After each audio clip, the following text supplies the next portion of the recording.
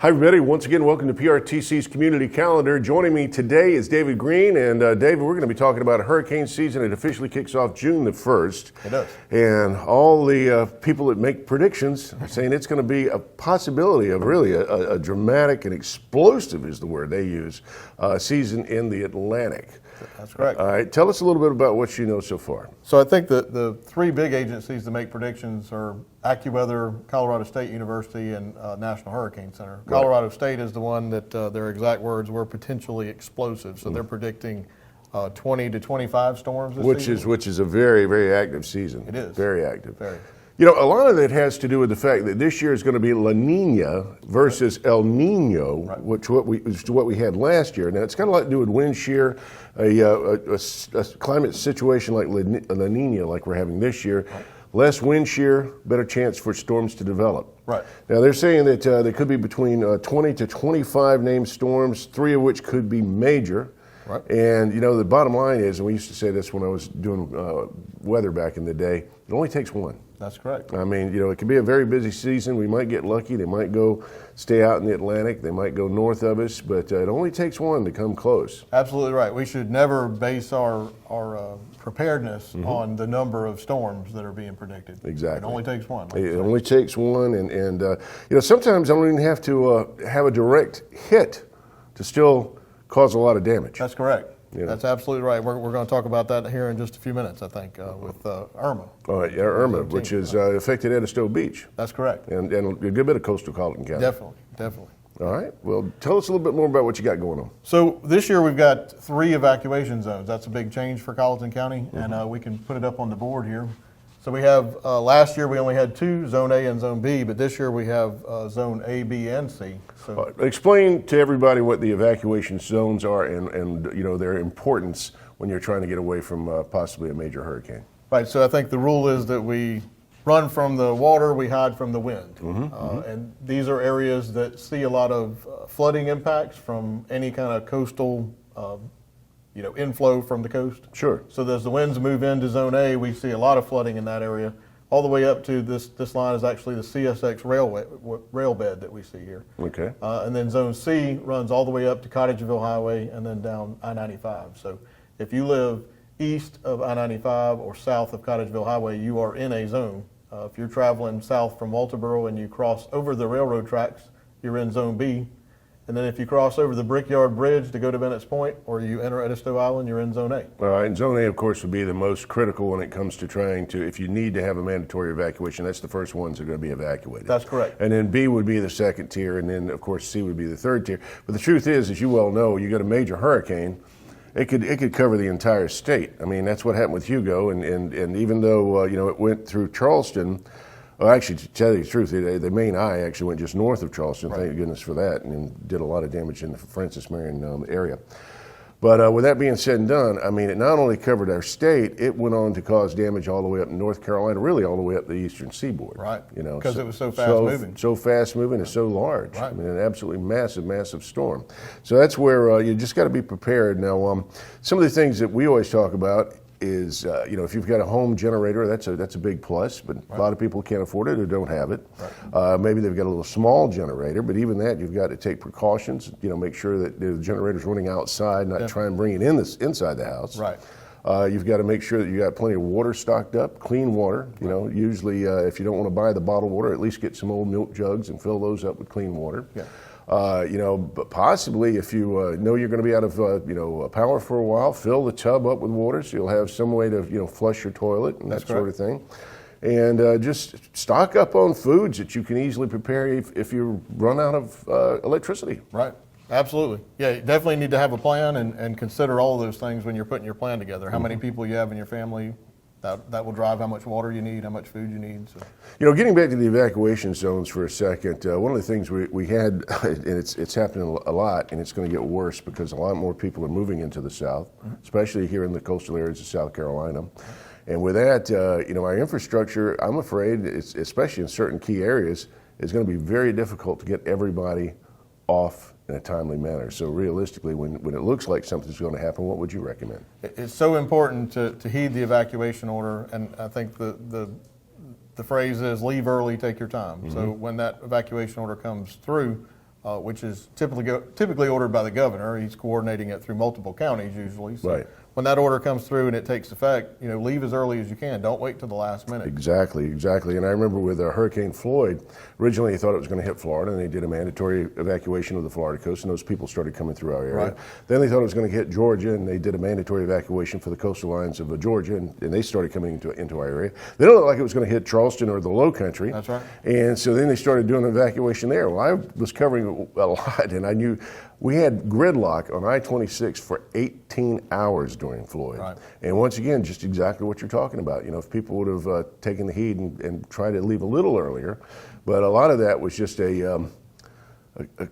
basically a coming together of so many people trying to evacuate Right. at one time. It really caused an issue. That's right. And we finally did the reversal on I-26 to try and get more people out, but it took a long time before they finally decided to do that. Right. I don't think they'll make that same mistake twice. No, I think they have a pretty good plan in place now to reverse I-26 in the event it's needed, and they have people out there monitoring it, and I think that's going to help a lot. And a lot of people also need to keep in mind, just because we're not on I-26, there's going to be a lot of people coming in off of I-95, and a lot of the side roads, once they start realizing, oh, well, 95 is blocked, Right. 26 is blocked, then they start trying to find those rural roads to try and at least get north and get out of here. Right, that's a big problem that we have. We want to encourage people to stay on the evacuation routes and not use their GPS because their GPS may take them to a road that's closed or something. Right, exactly. So all good tips. Is there any other things you would like to impart to us? Yeah, just wanted to talk about the forecast track, and I think we have a slide for that. So this is typically what you see from the National Hurricane Center, and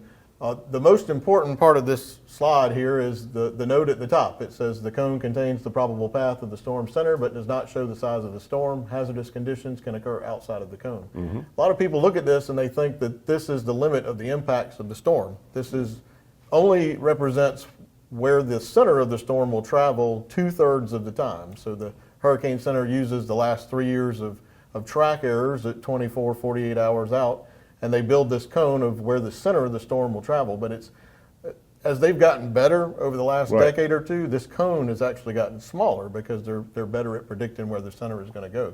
The impacts are going to occur outside of that cone. So just because you see that we're not inside the cone doesn't mean that we're not going to have any impacts. And the next slide, I think, gives us a good representation of that. This is Hurricane Irma from 2017. Right. And you can see it went up the Gulf Coast to Florida and then out to the west. We're not anywhere near the cone, but the next slide shows us what the impacts that we saw on Edisto Beach. It was actually worse impacts on Edisto Beach and Hurricane Irma than from Hurricane Matthew, which was the center of that storm was only 20 miles from Edisto Beach when it went. It's amazing what can happen. And like you said, people at the time didn't think Irma was going to be that bad. Right. But when you see the actual after effects of it, it was major. It was, definitely. So make sure when you're looking at that cone that you're not thinking that's the limit of the impact. So a lot of people think, well, we're not inside the cone, we're going to be okay. But that's not the case. Exactly. And obviously it's going to depend on how fast the storm's moving, how large the storm really is. But you hit on it, David, when you said that they've gotten a lot better at predictions, but it's still not 100%. Oh, absolutely. I mean, and those storms can do some weird things sometimes, Definitely. even though usually they've got a pretty good handle on where it's going to go. Right. But you always still have to be prepared. You've got to be ready, and you really got to pay attention to what everybody's saying on radio, TV, and really all the updates with you guys. Absolutely. Yeah. All right. Any other tips you'd like to impart? No, that's all. All right. Well, David, I appreciate everything. Once again, we're going to be talking to my buddy KC Campbell here coming up next. We're talking about the hurricane season. It kicks off officially June the 1st. And it looks like it's going to be a busy one, and we'll talk more about that and what you need to know coming up in just a few moments. You're watching PRTC's Community Calendar. We'll be right back. Your home starts with a foundation. At Pacific Concrete, we have over 25 years of experience in concrete work. The foundation is the base that holds your home together. Not only can we build you a signature home from start to finish, but we can build you a foundation for your home that you can rely on. Give Pacific Concrete a call today to get started. 843-782-3388 or stop by our office at 231 South Jeffries Boulevard in Walterboro, South Carolina. Pacific Concrete has the knowledge and experience that you can rely on. Hi, everybody. Once again, welcome back to PRTC's Community Calendar. I'm Miles Crosby, along with KC Campbell. KC, good to see you again. Good to see you, too. You know, it's hard to believe, but almost another hurricane season. It's just about upon us. June 1st is when it officially kicks off. Now, we've got some prep tips that you want to help get us ready for, things that we need to know. Basically, the first one is know your zone. Explain that. Right, it's very important to know your zone. This year we did have some changes to our zone, and actually we went out and deployed these street signs. So at the Rice Festival this year, we will have this with us. When you enter an evacuation zone, so as you're crossing the railroad tracks in, you're going to see a colored sign like this. We refer this to as a sign, Right. And then these are going to be post markers. So when you come into the zone, it's going to be clearly marked. We tried to put them on little town signs, when you enter in Walterboro or wherever, they have the little non-regulatory street signs. We were able to put these on there. So when you're coming and leaving, especially around the railroad tracks, it can be confusing. So if you're going towards Bennett's Point, you enter into one zone, but as you leave Bennett's Point, you leave another. Of course. So on one side is one color, the other side is a different color. Right. So you'll see these here. And then when you're out driving around, if you're in an evacuation zone, you'll see these round post covers will be on the street signs as well. And that will kind of help that you're still in that same zone. That's the purpose of them. Now, have they deployed these yet? Yes, they are. So these are out now. They are out. So you can start looking for, when you Yes. see the evacuation zone C, you'll know what zone you're in. And A, of course, is going to be the most dangerous zone to be in. That's the first one to evacuate. We were talking about that with David earlier. And also B would be the next tier up, and then C is the one of the other, not quite as dangerous as zone A, but all of them are zones we've got to prepare for. That is correct. All right. That is correct. All right, so you're going to start seeing all this around, and once Yes. again, you guys are going to be down at the Rice Festival this year. You said. We are, yes, and we would invite everybody out. Obviously, it's a very good event for the community. We will be there. We've invited some of our friends from the South Carolina Emergency Management Division. It's the first time that they've officially been in our community for an event like this, so we are very excited to partner with them together. And we'll both have some goodies and handouts. We pre-package around 1,000 packets to hand out to people of safety information, what to do during storms, how to sign up for Code Red, which is something very important that we're going to talk about here in a few minutes. So we'll have a lot of material to pass out. We'll also have some goodies for the children. Right. Everybody loves a plastic fire hat, so we'll have a bunch of those on hand. Excellent. Now you were saying you were going to talk about what's the zone? What is it? The Code Red messaging? Code Red, yes. Code Red. Tell me about Code Red. So Code Red messaging is a free service that we provide to the county. It's a messaging service. So you can go to our website, which is colletonfire.com, and on the right-hand side of the homepage, you'll see it says sign up for Code Red alerts. It's a free service. We can send you emails, phone calls, or text alerts straight to your phone. And we don't know who's on it, so it's not like we have your information. Nobody stores that. Sure. But it's really free, and you can line up everybody in your home, and everybody gets the alerts. We only use it during emergencies. Right. It's just another tool to put in your toolbox to get alerts. It's kind of like, I believe I've already signed up, because I will get, like, if a tornado's in the area, it'll automatically send me a warning and lets me know what's going on, and obviously it'll do this as well for hurricanes. Correct? Right, we can do that, and we don't sometimes just use it for storm purposes. Say we have somebody that's in your neighborhood that goes missing. We can send out that alert to that specific area, and hopefully we have all the registered users. Or possibly an escaped convict. Correct. That sort of thing. So it's just a great way. It's just a mass notification system. It's great. We have other things that we can do, wireless emergency alerts and iPause messages, but this is more specific to our area. So kind of like what we used to have with the emergency broadcasting system back in the day, and now it's so convenient because you don't have to necessarily be listening to radio or TV. It's going to hit your alert on your phone. Right, and that's why it's also important when we're preparing for a storm to keep your phones charged at night, and keep them on. We do run into some people that don't turn their cell phones on at night because they don't want to be bothered. Right. But we have to make sure you're doing that when we're expecting a storm. You need to make sure you have that on. Keep your phone charged. Possibly even invest in a solar, charger. Right. And keep them on, especially as the storm starts getting closer. That is right. That makes perfect sense. All right, what else you got for us? So the biggest thing that we're also talking about too is evacuations. We're talking about preparing and how to evacuate. When we talk about preparedness, we need to make sure that you have a plan. So our friends, again, at South Carolina Emergency Management Division have a very robust website, and on there is actually a plan maker. You can go through and develop a checklist, and it has to be unique. My plan is not going to be your plan, and your plan is not going to be my plan. Right. And the other part of that too is make sure we think about your pets.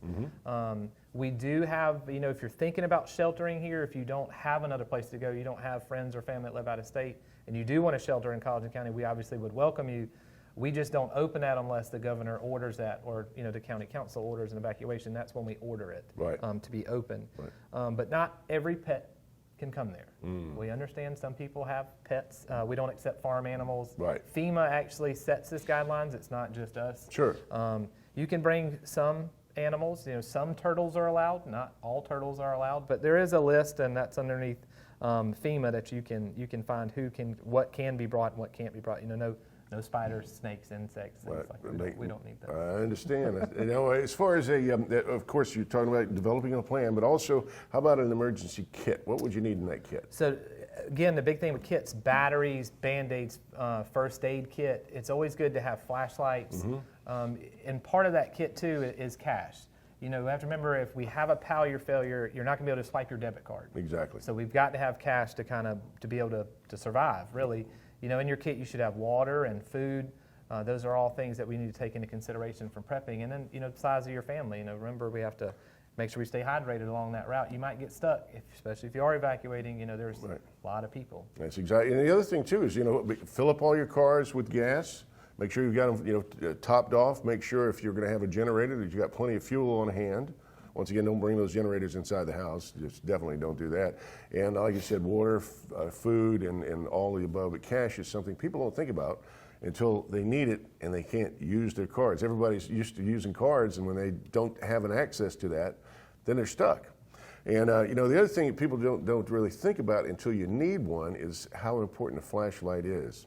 Because when that power goes out, everybody's used to flipping that switch, and when all of a sudden you can't flip that switch, and you're stumbling around in a dark house trying to figure out what to do, you got to have that flashlight, and hopefully several of them handy and ready.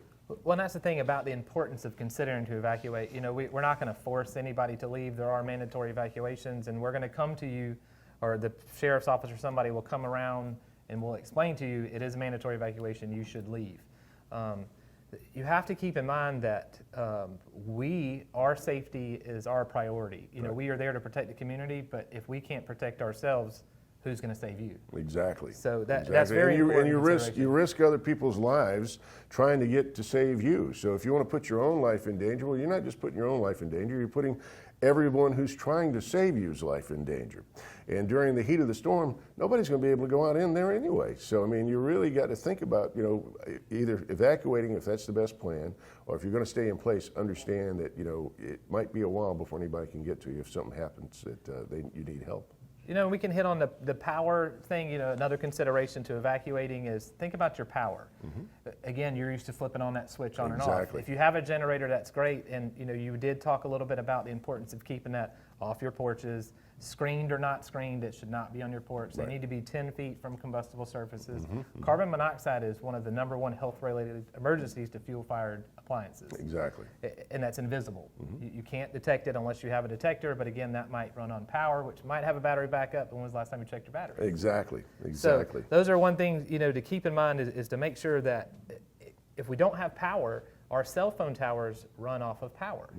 And they have backup generators. But if there's a problem there, you're not going to have a cell phone. You're not going to have a way to call us. Exactly. So it's better just to err on the side of caution and just evacuate if it's ordered. Since we're talking about power, one of the things that people don't realize just how dangerous a down power line is. You don't know whether it's live or not live. Possibly it got cut off. Possibly the transformers are blown up, and maybe it's a dead line, but you don't know that.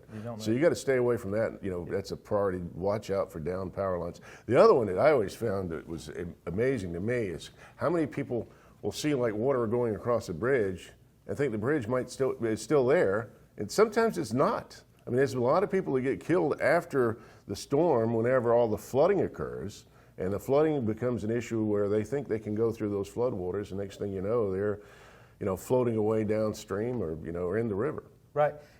Especially in evacuation zone A, so any place that's in the red area, we obviously had the coastal weather storm or winter storm that came through in December where we had a lot of rainfall and a lot of water.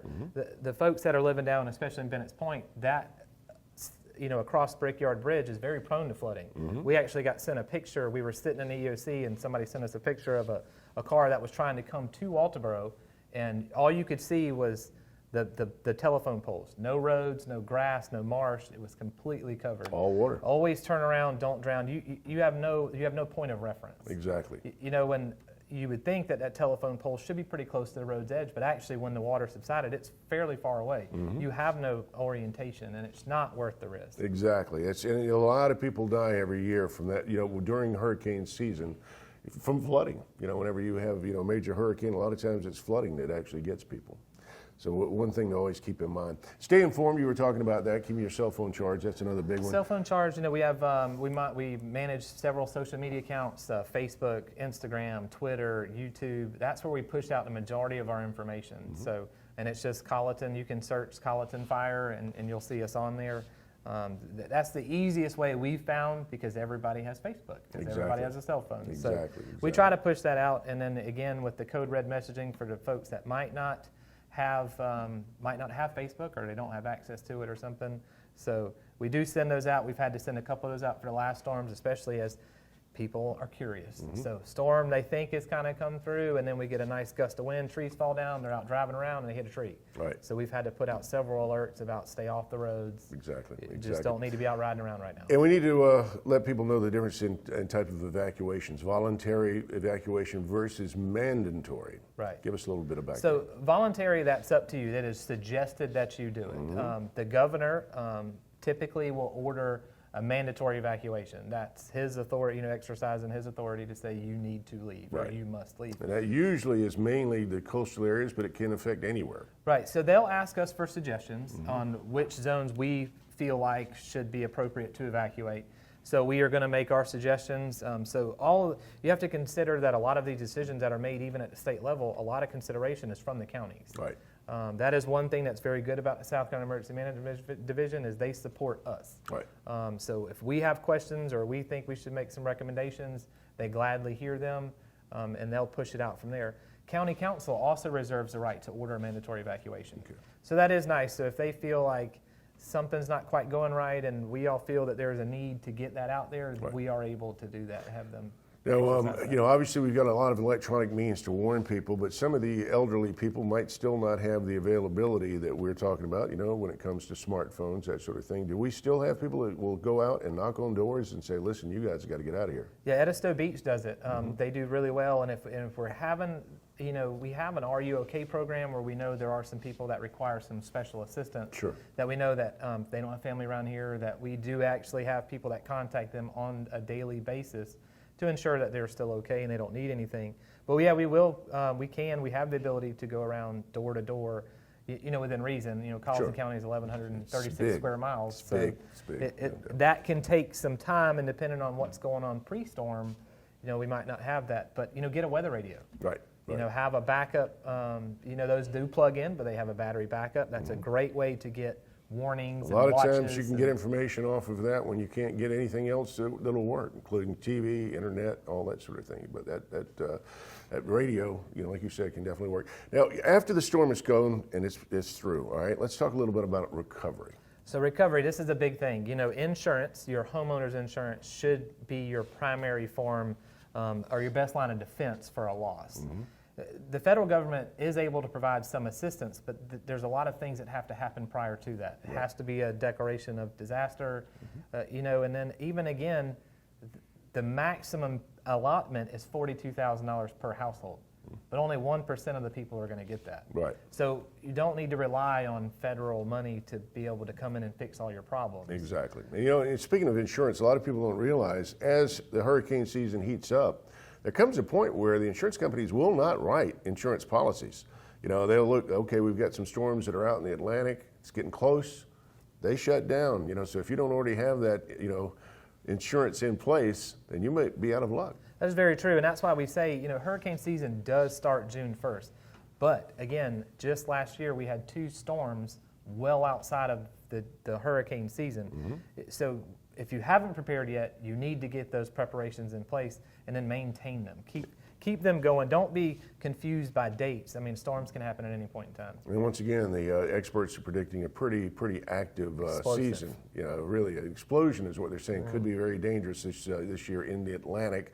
But no matter how many hurricanes we actually have, we said it earlier, it only takes one. It only takes one. All right, how about if somebody wants to volunteer and try and help out? What do they need to do? So we have multiple ways to volunteer in this county, and that's what's very good. Anybody that's willing to do something, we can get you involved, whether it's a volunteer firefighter, a member of our CERT team, which is the Community Emergency Response Team. We brought some of those folks in the last time we were here. We have two different groups, too, that fall under the Emergency Management Division, and that's the LEPC, which is the Local Emergency Planning Committee, and the LTRG, which is the Long-Term Recovery Group.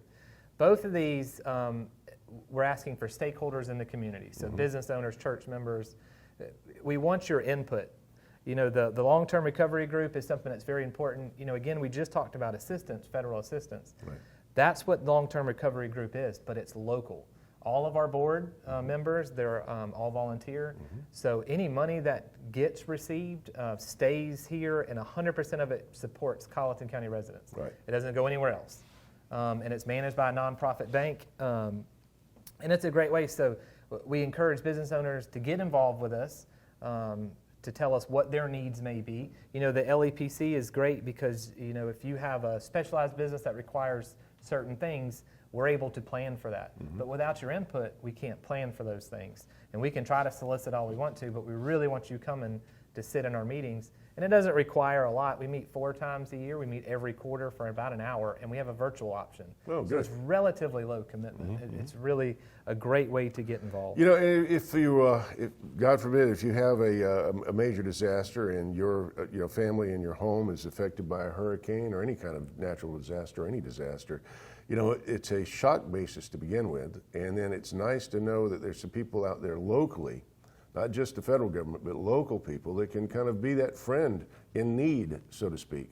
You know, even if it's not about the money, it's about somebody that, you know, can help you in other ways and help you kind of get through a very, very difficult situation. Right, and you know, our emergency operations plan for the county is 250 pages long. It's very robust, but again, it's based on the county, but it's not your plan. So we need your input for your business so that we can try to incorporate some of those things in there. Sure. You know, and how we can better respond and assist, you know, to you. That's what the purpose of these two groups are, is just so that we can just better prepare. That's what the name of the game is, to prepare. The more preparation you have before hurricane season, the better off you are if there is an emergency. That is correct. Have a good plan.